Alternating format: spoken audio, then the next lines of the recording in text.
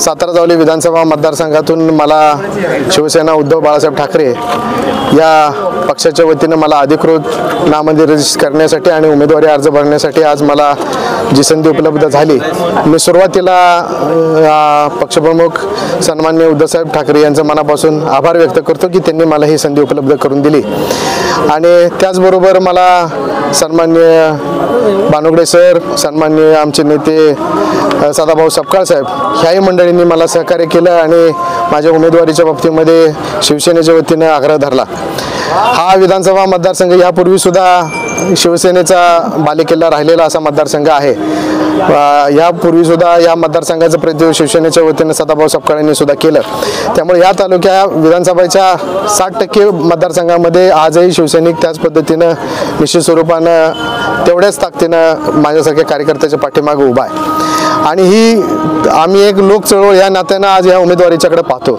ही एका बलाढ्य शक्तीच्या विरोधात जनसामान्यांची शक्ती आणि बहुजनांची शक्ती म्हणून आम्ही आज सगळेजण एक सामान्य कार्यकर्ते या नात्याने आम्ही सगळेजण ह्या चळवळीकडे पाहतोय।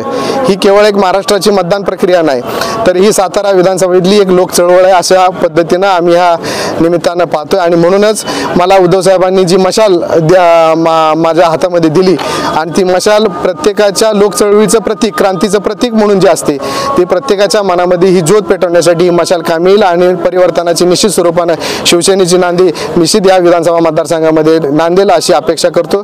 जय महाराष्ट्र। दीपक पवारांनी काम करणार नाही असं सांगितलं। सहकारी पक्ष महाविकास आघाडीमधले सगळे आमच्या बरोबर आहेत। त्यांची जरी भूमिका असली तरी सुद्धा सहकारी जे राष्ट्रवादी काँग्रेस पक्षाचे पवार साहेबांच्या विचाराशी संघटित असलेले जे कार्यकर्ते आहेत ते सगळे एकत्रित राहून महाविकास आघाडीबरोबर राहतील असा मला विश्वास आहे। जिल्हाध्यक्ष तुमचे आता सचिन बोलते नाही, ते सुद्धा माझे सहकारी आहेत। त्यांनी सुद्धा माझ्या या उमेदवारीच्या प्रक्रियेमध्ये मला सहकार्य केलेलं आहे आणि ते कोणत्या कारणासाठी जरी आता इथं उपलब्ध नसले तरी त्यांनी माझं सातत्याने चर्चा आहे, माझी त्यांचं बोलणं आहे आणि आम्ही संघटित आहोत। त्याच्याविषयीची शंका असायची काही आवश्यकता नाही। असं म्हणताय तुम्ही, आता जे म्हटलं बलाढ्य शक्ती आहे, कशा पद्धतीने शिवसैनिक म्हणून तुम्ही फाईट देणार आहे? शिवसेनेला नेहमी आतापर्यंत प्रतिकूल परिस्थितीमध्ये लढायची नेहमी एक ऊर्जा मिळालेली आहे वंदनीय बाळासाहेब ठाकरे साहेबांच्या मध्ये।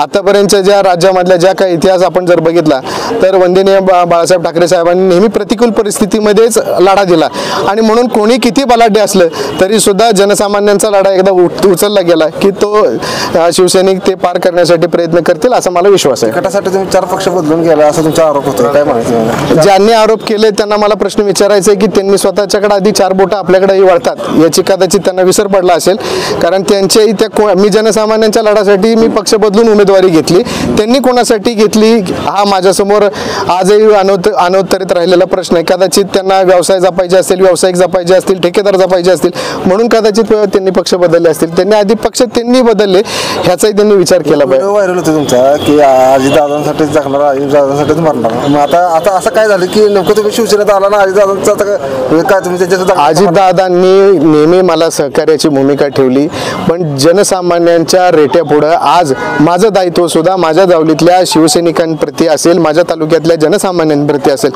तेही दादांच्या बरोबर माझ्या निष्ठेबरोबर तेही त्यांच्याविषयीची निष्ठा बाळगणं सुद्धा माझी नैतिक जबाबदारी आहे। आणि मग त्या लढ्याला, जनसामान्यांच्या लढ्याला प्रतिनिधित्व करण्याचं लोकांनी आवाहन केलं होतं की आपल्याला या प्रक्रियेमध्ये उतरावं लागेल आणि आपल्याला मशालीच्या चिन्हावर आपल्याला पुढे जावं लागेल अशा पद्धतीची भूमिका जनसामान्य कार्यकर्त्यांनी घेतल्यामुळं मला ही लढायला पुढे जावं लागतं। चळवळ म्हणताय तुम्ही, ही निवडणूक ही लोकांनी हातात घेतली म्हणताय, शिवसैनिक म्हणा किंवा जावळी तालुक्यात शिवसैनिक जे काय असतील ते पुन्हा तुम्हाला तशी साथ देतील का? निश्चित मला त्याबद्दलची खात्री आहे। माझे सगळे नेते आज इथं या माझ्या अर्ज दाखल करण्याच्या प्रक्रियेमध्ये आहेत।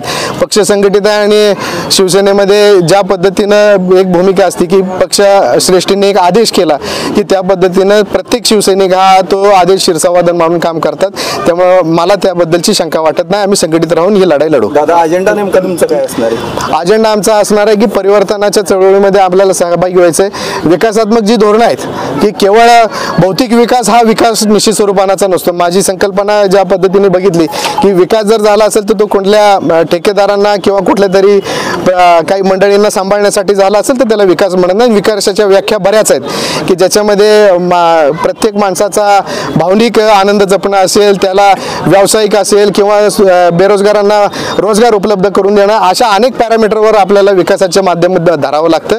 केवळ रस्ते पूल आणि ह्याच्यावर खर्च केला म्हणजे तो विकास झाला असे आम्ही मानणारी कार्यकर्ते नाही आहोत. बानकुडे सरांना एक प्रश्न आहे. काल शेखर गोरेंनी तटवरती राजीनामा दिला. निश्चित पक्ष त्याबद्दल कारवाई करेल. अद्यापपर्यंत पक्षाकडं ती माहिती आलेली नाही किंवा त्यांचा राजीनामा आलेला नाही. नेमकी त्यांची भूमिका काय आहे हे पक्ष समजावून घेईल आणि त्याच्यानंतर योग्य ती कारवाई होईल. साताऱ्यातील शिवसेना नाराज असल्याचं कळतंय की नाही, एक गोष्ट लक्षात ठेवा, ज्यावेळी महाविकास आघाडी म्हणून आपण एकत्र येतो, महाराष्ट्र धर्माच्या साठी एकत्रित येतो, त्यावेळी प्रत्येक पक्षातल्या प्रत्येक नेत्याची इच्छा असते की मला उमेदवारी मिळावी. त्यामुळे ज्यावेळी 3 पक्ष एकत्र बसून एखाद्या मतदारसंघात एखादा उमेदवार ठरवतात त्यावेळी इतर 2 पक्षातले उमेदवार नाराज होणं स्वाभाविक आहे आणि ते नैसर्गिक आहे, त्याच्यामध्ये तो विषय नाही. पण शिवसेना, राष्ट्रवादी काँग्रेस आणि काँग्रेस या तिन्ही पक्षांनी मिळून महाविकास आघाडीचे अधिकृत उमेदवार म्हणून आम्ही जी कदम यांच्या नावावर शिक्कामोर्तब केलं, आदरणीय पक्षप्रमुख उद्धवजी ठाकरे यांनी त्यांना शिवसेना उद्धव बाळासाहेब ठाकरे पक्षाची अधिकृत उमेदवारी दिली.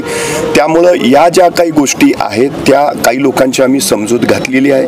काही लोकांची समजूत 1-2 दिवसात निघेल आणि 2 दिवसात संपूर्ण शिवसेना पक्ष, राष्ट्रवादी पक्ष आणि काँग्रेस पक्ष हे महाविकास आघाडीचे अधिकृत उमेदवार आम्ही जी कदम यांच्या प्रचारात सक्रिय झालेले तुम्हाला